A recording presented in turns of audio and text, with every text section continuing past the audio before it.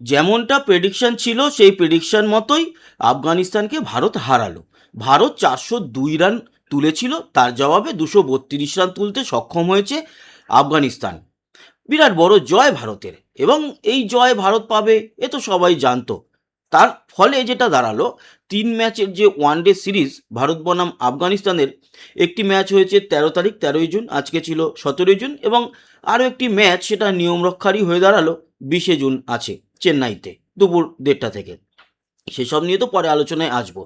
আজকের ম্যাচ নিয়ে আলোচনায় প্রথমেই বলি, আমাদের যে প্রবাবল 11 আমরা দেখিয়েছিলাম তাতে দুখানা আরও বদল হয়েছে। এক, যশস্বী জয়সওয়াল দলে এসছে, এবং প্রিন্স যাদবের কথা তো বলেইছিলাম, সে আসবে দলে, সে এসেছে প্রসিদ্ধ কৃষ্ণার জায়গায়। এবং কুলদীপ যাদবকেও আমরা দলে দেখতে পেয়েছি, সে এসেছে কার জায়গায়? সে এসেছে নীতিশ কুমার রেড্ডির জায়গায়। আর আরেকটি বদল আমরা যেটা দেখেছি, সেই বদলটা হচ্ছে, আমরা কিন্তু আজকে হর্ষ দুবেকে পাইনি। হর্ষ দুবে আগের দিন খুব ভালো খেলেছিল, 3-3টে উইকেট নিয়েছিল, তবুও আজকে তাকে রাখা হয়নি।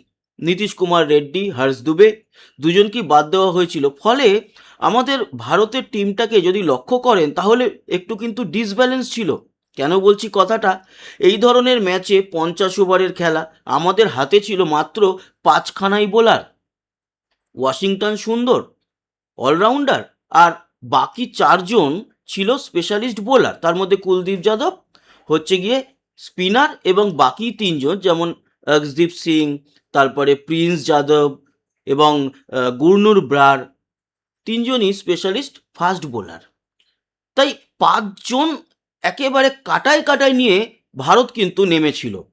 যদি কোনো একটা প্লেয়ারের চোট লাগতো, মানে বলারের, তাহলে বাকি ওভারগুলো কে করতো, কারা করতো? বা একজন বোলার যদি প্রচুর মার খেত, তাকে সরিয়ে তাকে রিলিফ দিয়ে অন্য কাউকে নিয়ে আসার অপশানই ছিল না। রোহিত শর্মা অনেক বছর আগে বল করেছে, এখন আর করে না, বাকি তো আর কোনো বোলার নেই। এই জায়গায় কিন্তু ভারতের একটা খামতি ছিল, যদিও খুব বড়োভাবে জয়লাভ করেছে। অবশ্য পরীক্ষা নিরীক্ষা করার জন্যও হয়তো এই ব্যাপারটা ঘটিয়েছে গৌতম গম্ভীর এবং আমাদের টিম ম্যানেজমেন্ট। অন্যদিকে আফগানিস্তান সম্পর্কে বলতে পারি, তারা টসে জিতলো।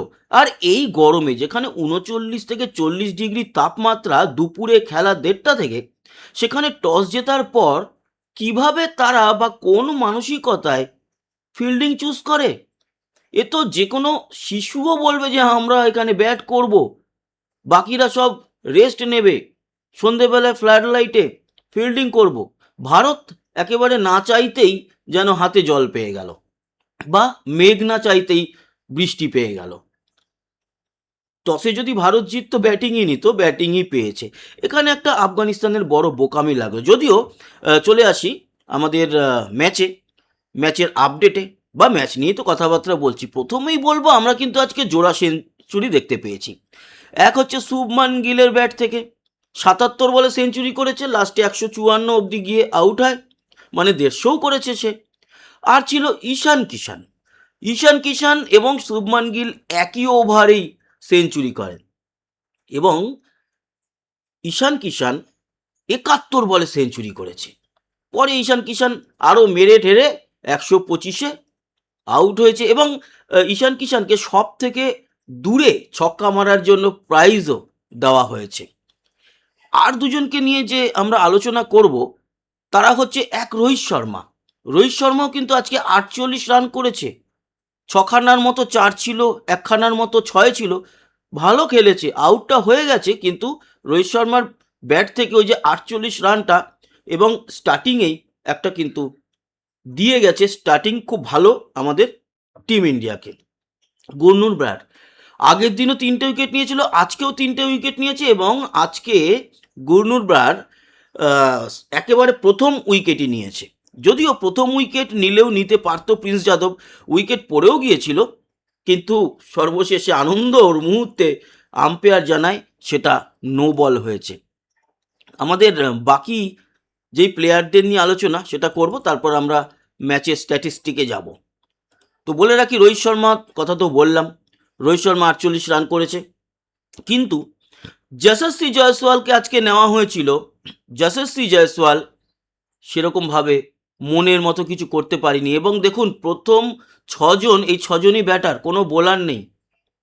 ফলে আমাদের কিন্তু আজকে হিসাব মতো বোলারের ঘাটতি ছিল বা অলরাউন্ডারের ঘাটতি ছিল। এখানে স্পেশালিস্ট ব্যাটার হিসাবে নেওয়া হয়েছে যশস্বী জয়সওয়ালকে, কিন্তু মাত্র একখানাই 4 মেরেছে, ওই 4 রানই আউট হয়েছে 9খানার মতো বল খেলার পর। এছাড়া শুভমান গিলের কথা তো বললামই, 154 রান করেছে, 22খানা 4 মেরেছে, 2খানা 6 মেরেছে।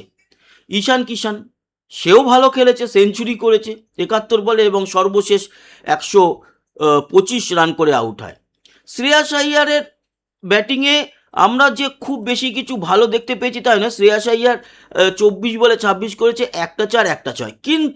কিন্তু কে এল রাহুল উদ্ভ্রান্তের মতো এলো, প্রথম বলেই মারলো, ক্যাচ দিয়ে চলে গেল, আউট, 1 বলে 0।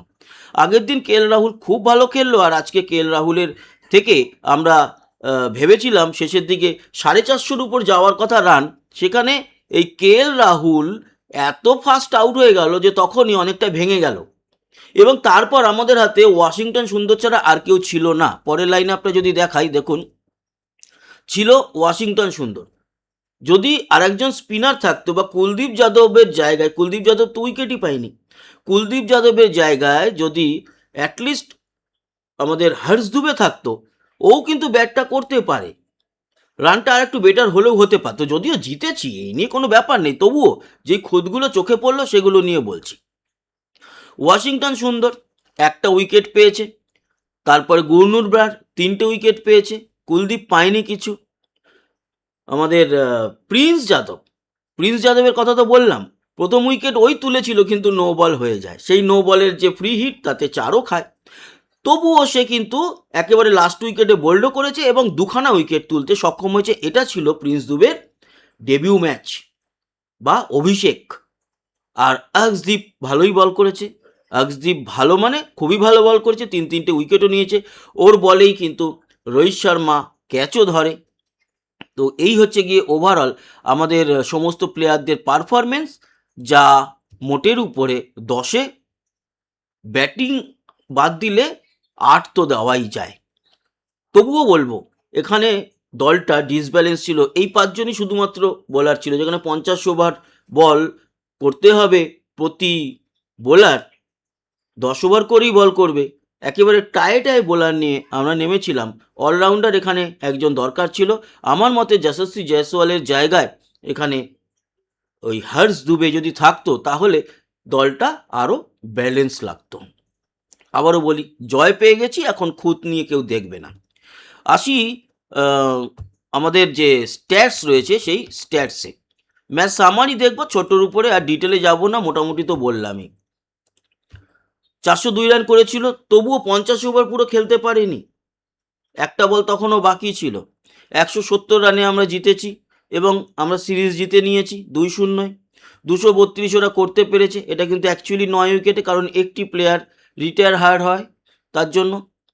সামারি কি বলছে, সামারিতে আমাদের টপ 3 ব্যাটারের মধ্যে রয়েছে Shubman Gill, player of the match হয়েছে। টপ 3 ব্যাটারের মধ্যে শুভমান গিল, ঈশান কিষান 125, রোহিত শর্মা 48।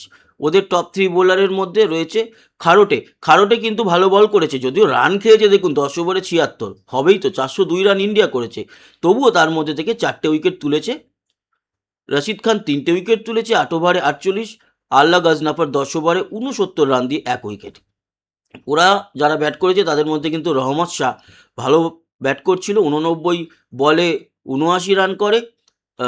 সিদ্দিকুল্লাহ অটল 50 বলে 42, আর রহমতুল্লাহ গুরবাজ 33 বলে 41। ওই যে বলছিলাম না, প্রিন্স যাদব যেই ক্যাচটা তুলিয়েছিল এবং ক্যাচটা আকসদীপ সম্ভবত নেয়, যে আউটটা হয়ে গিয়েছিল পরে নো বল, সেটা গুরবাজেরই ছিল। তবে গুরবাজ তারপরে আর বেশিক্ষণ টেকেও নি, গুরবাজকে তুলে নেয় গুরনুর ব্রার।